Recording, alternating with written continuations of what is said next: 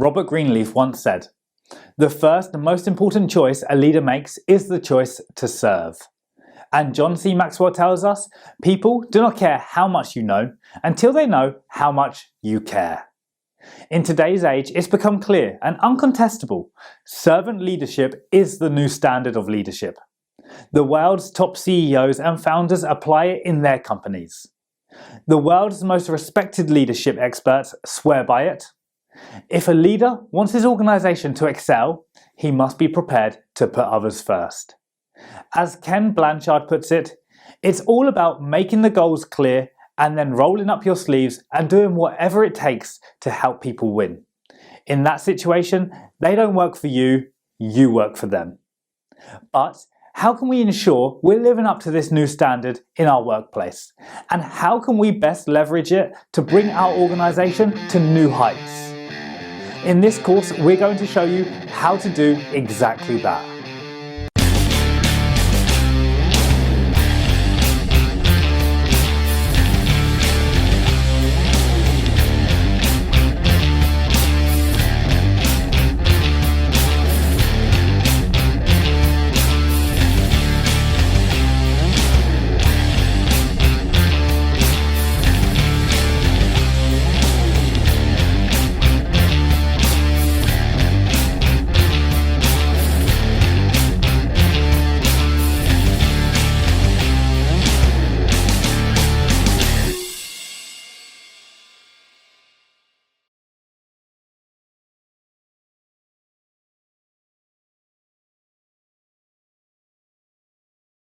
"79% of employees quit their jobs due to a lack of appreciation.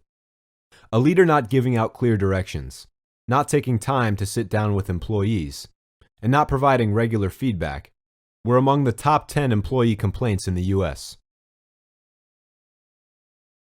Only 14% of CEOs have the leadership talent they need to grow their businesses. These statistics show that servant leadership is an increasingly important area that businesses should focus on.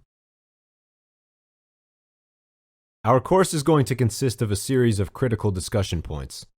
These are designed to cover this broad topic as thoroughly as possible, to encourage growth in these vital areas, and to facilitate a real and fruitful discussion within your organization about how you can each improve on this essential characteristic, both at work and in your personal lives in general. Some of these will be pretty lengthy, and some will be relatively straightforward and brief. At the very end of this roadmap comes the most important final step. Discussion time. Do not skip this. This is the most important part of this training. When you finish this course, you need to spend at least an hour or so going over the questions we supply at the end as a group. Whoever's the head honcho in the group should designate a facilitator, whose responsibility is that each question is covered and that everyone, time permitting, is able to have their say. Make sure all contributions are valued, all suggestions considered, and all opinions respected. So let's move into the first discussion point. Listen attentively. Listening is the focal quality of servant leadership. As a servant leader, you should naturally possess the desire of wanting to serve others. You understand that the well-being of your employees is your top priority. You also recognize that they can provide valuable input to the team. This is why communication is so important in every business. Listening is important concerning their well-being. A lot of employees experience low morale from time to time. It may stem from personal concerns outside of work, such as financial or family problems. Another root cause might be factors inside the office, such as feeling burnt out in work or experience inappropriate treatment from other staff. In some cases, they may experience physical pain like sickness or emotional distress like anxiety or depression. These factors can highly affect their morale in the workplace and may lead to poor performance. If you noticed someone on your team who is feeling down or having a rough day, why not invite them to sit down and talk things over? Don't wait for them to come to you. Take the initiative. Of course, you might not be a licensed therapist or a trained expert that can provide professional advice. But what's the best thing you can do as a leader? Listen. Really listen. Listen attentively as they open up. Don't interrupt. Let them express freely what's in their minds. Take in what they're saying. You'll be surprised how some people don't really need solutions to their problems. They just want someone to listen. Be that someone. Show empathy. Listening and showing empathy go hand in hand. Listening is useless if it goes right out of your head. As you understand things from their perspective, show empathy. Without being emotionally invested, try to put yourself in their situation. This will help you to understand things from their perspective. This, in turn, can lead you to provide them with the best practical help that you can offer. What are the other practical ways you can show empathy in the workplace? Consider using these phrases the next time you go to work. How are you feeling? I would feel the same way.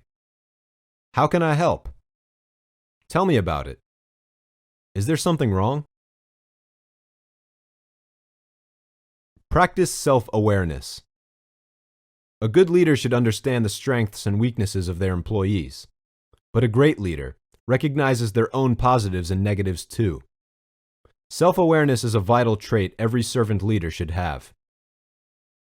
Self-awareness is defined as being acquainted with your values and personality. You recognize that you're imperfect, that you tend to have a weak perspective from certain things. Self-awareness is such an important trait that a leader should possess, for it develops emotional intelligence. It helps you to acknowledge your limitations and know what things you need to work on to be a better leader. When you're aware of your traits, habits, and emotions, and how your actions affect others, you will be able to manage your emotions and make better sound decisions. This, in turn, will motivate others to do the same. What are the fundamental ways to practice self-awareness? Consider these suggestions. Take a personality test. Practice self-introspection. Set limitations. Be aware of your emotional triggers. Exercise self-discipline. Motivate using persuasion. It's logical for your employees to follow you because you're a boss. However, using your authority doesn't always motivate them to take action. You want them to feel that they are involved and that their actions will contribute to the team's success. You do that by means of persuasion.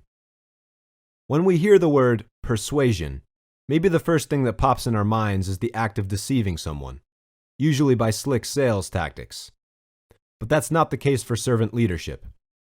To persuade means to change someone's mind and convince them to change their decisions and actions. Mastering the art of persuasion is the key to being a great servant leader. When you tactfully persuade others, you encourage them to do what's right for the organization. Another reason why persuasion is important is that it builds consensus decision-making. When a leader uses persuasion to make decisions, they can impel everyone to be on the same page, and more importantly, that everyone supports the decision made. How can you develop persuasion? Here are a few habits that you should start working on. Develop curiosity. Servant leaders are inquisitive in the world around them and the people they work with. Make an effort to know the physical and emotional needs of each individual. Get to know what their dreams and aspirations are. This will help you on how to persuade them better. Listen attentively. When talking to one of your employees, listen attentively. Show personal interest by looking them in the eye and using their name throughout your conversation. Attentiveness shows that you value their opinion. Opinions that are valued and respected help build mutual trust. This trust, in turn, will make it easier for them to be persuaded. Practice honesty.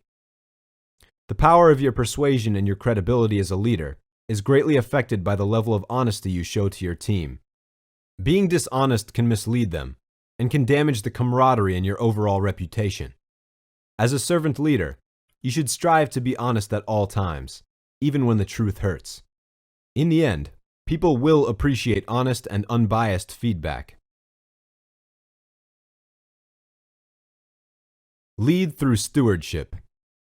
A leader is selfless and caring. Leaders are stewards. They are responsible caretakers that oversee and protect their team. They constantly look for ways on how to improve and expand the business. When you lead through stewardship, you shape your organization to excellence. As a steward, you're committed to achieving the long-term goals of your company by setting short-term goals while remaining steadfast to the company's core values. Despite internal and external pressures that they may encounter, servant leaders remain patient and persistent in reaching their objectives. How can you practice stewardship in your business? Here are 3 main ways. Focus on promoting well-being.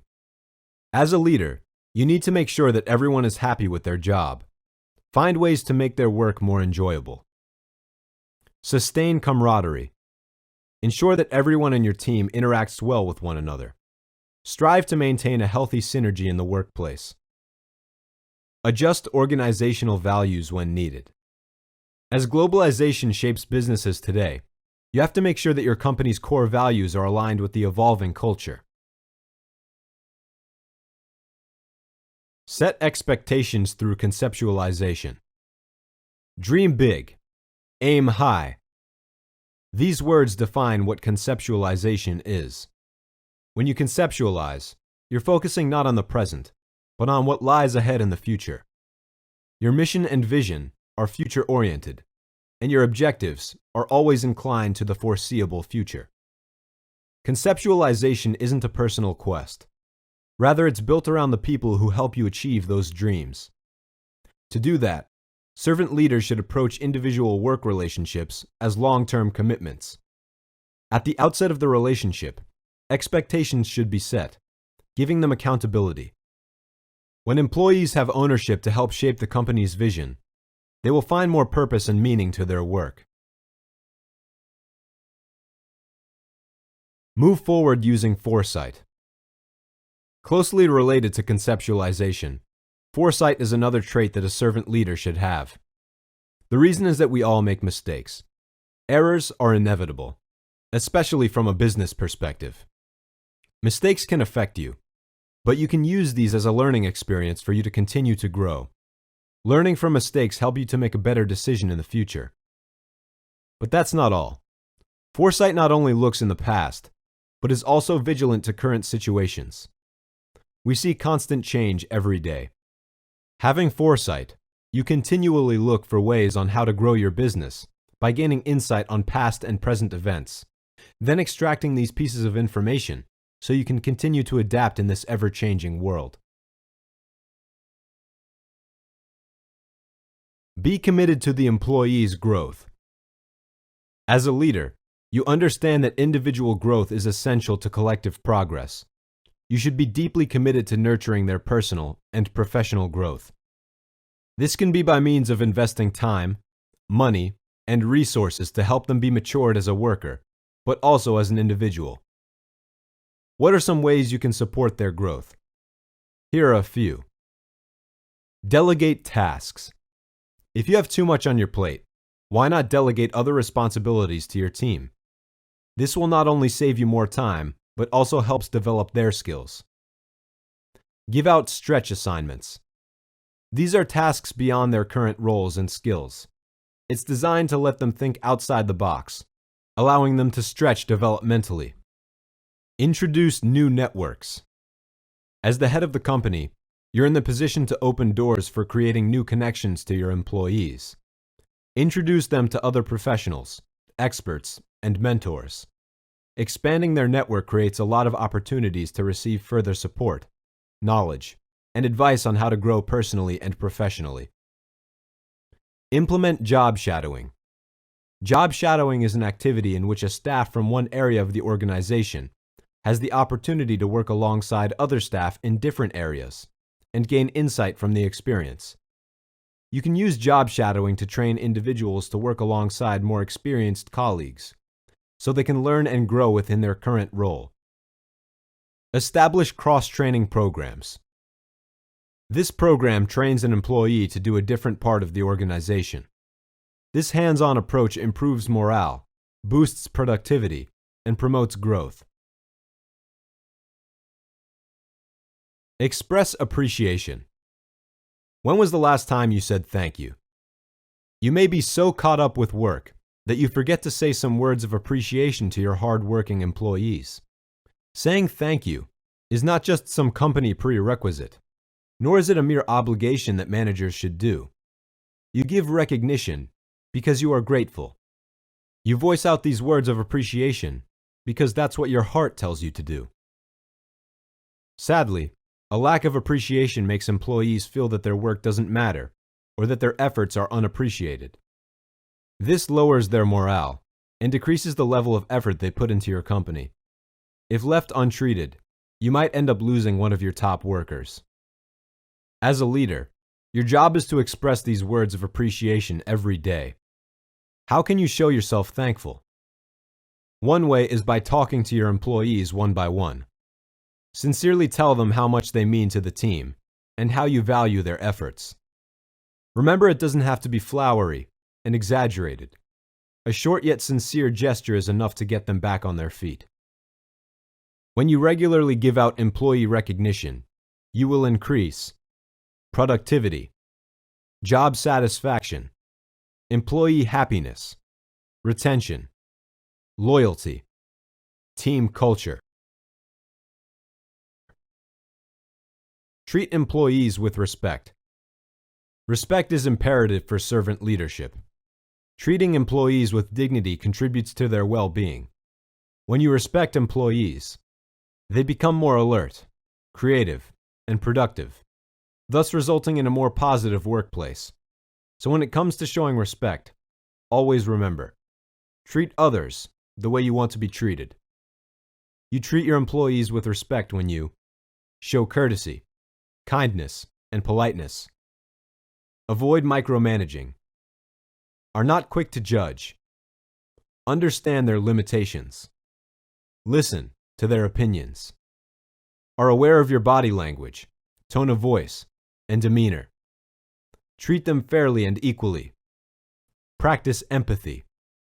Respect their culture and beliefs. Improve interaction in meetings. If you're an employee, there have been times that you might have felt out of place during a meeting. The reason is that it seems that your only job is to listen, listen, and listen. However, it's imperative that every person in the group should feel that their attendance is worthwhile and that their contribution is highly valued. As a servant leader, your job is to create synergy among the team. How can you spur interaction within the group? Consider these practical tips. Encourage preparation. A good tip for preparation is to encourage your attendees to prepare their questions in advance. During the meeting, ask them to provide updates or ask questions. A well-prepared inquiry will surely benefit the whole team and will let them feel that they are essential. Involve everyone. For facilitators, your job is to make sure that everyone in attendance should have a share in the discussion. If you have new hires or so-called introverts, why not let them have a say? Giving everyone a chance to express their thoughts means that you value their opinions. Participating also allows them to appreciate the purpose of such meetings. Entertain various questions. When it comes to participating, everyone has a different point of view. Some prefer straightforward questions, while others want to tackle conceptual issues. Knowing this, you should make it a point to approach such questions in a tactful way. In fact, you can initiate thought-provoking topics that can stimulate their minds, resulting in a more highly interactive group. Give them a break. At times, you may find out that your workers look gloomy and depressed, and there could be a number of reasons why. Some employees feel that their work is just the same thing over and over again, as if being stuck in an endless loop. On the other hand, someone might be dealing with sickness, loss of a loved one, relationship problems, and other personal matters. As for others, they simply just can't handle the pressure of their work, causing them to become stressed and burnt out. As a servant leader, how can you prevent them from being burnt out? Give them a breather. A day off from work can help them to be refreshed and rejuvenated. When they return to work, they will feel more energized, providing more productivity. As a servant leader, What can you do to ensure that they have enough work-life balance? You should ensure that your employees have the right to take vacations. You can do this by applying a paid time off policy. This policy simply means that an employee has the right to have time off from work while still getting paid. PTOs include holidays, sick days, vacation, and personal matters, such as bereavement leaves, jury duty, and even military training. When you apply PTO to your business, you give your employees the freedom to take days off according to their discretion. It also allows them to have some control of their schedule to attend personal matters. Sure enough, employees will value the flexibility that they gain through this policy. This is because you give them the right to have a break when they would need it the most. Develop keystone habits. The reason why servant leadership is so effective is that the leaders have developed keystone habits. Keystone habits, as defined by Charles Duhigg, are small changes or habits that people introduce into their routines that unintentionally carry over into the other aspects of their life. As a servant leader, acquiring these metaphoric habits transform you to be the best version of yourself, so you can serve more people better. Here are a few examples of keystone habits.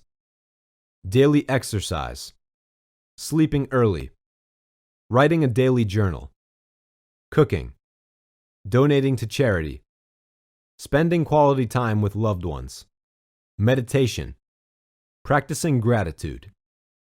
These keystone habits serve as building blocks in creating a successful leadership. These habits strengthen your physical, mental, and emotional state, improving your welfare. Set SMART goals. Servant leaders strive to create goals that are foolproof. Sadly, not all goals produce rewarding results. Ill-considered plans are havocs that will only lead to a wild goose chase. To achieve your desired results, you need to create goals that can produce that kind of result. These goals are called SMART goals. Establishing SMART goals make it easier to visualize what success looks like. What does a SMART goal mean? Here's the breakdown. S. Specific. SMART goals must be specific, clear, and well-defined. Knowing your why is the key to understanding your motivation and will fuel you to stay on track. The more specific and detailed a goal you set, the more likely it will be accomplished. When goals are not specific enough, you set yourself up to fail. M. Measurable. SMART goals must have criteria for gauging progress. By breaking down a goal to specific metrics, you make your goal tangible. Set productive habits and patterns.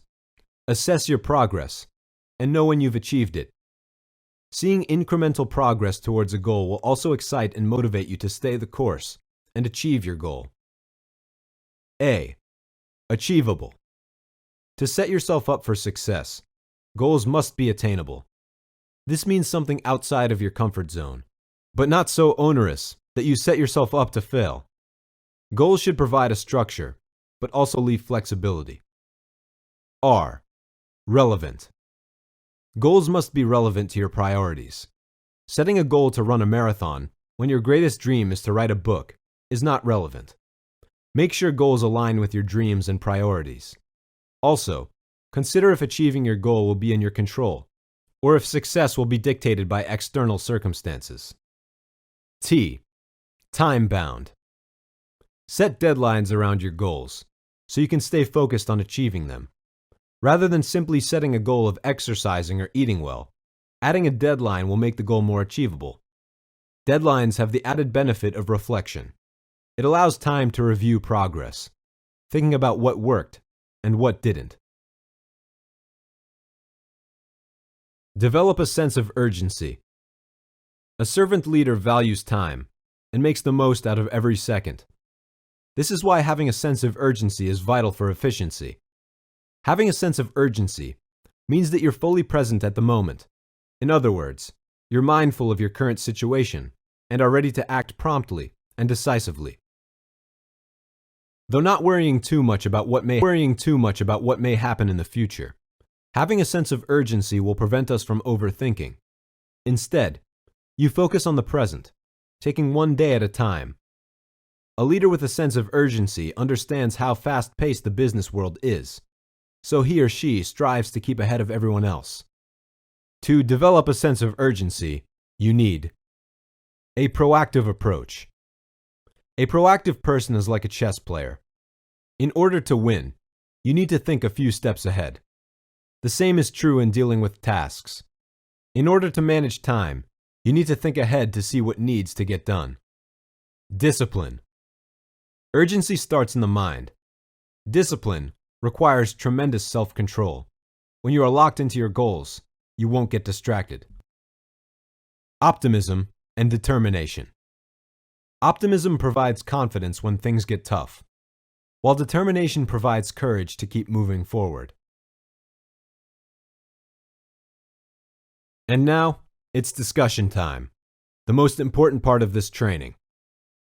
Whoever's the head honcho in the group should designate a facilitator, whose responsibility is that each of the questions you see on your screen is covered, and that everyone, time permitting, is able to have their say. Make sure all contributions are valued, all suggestions considered, and all opinions respected.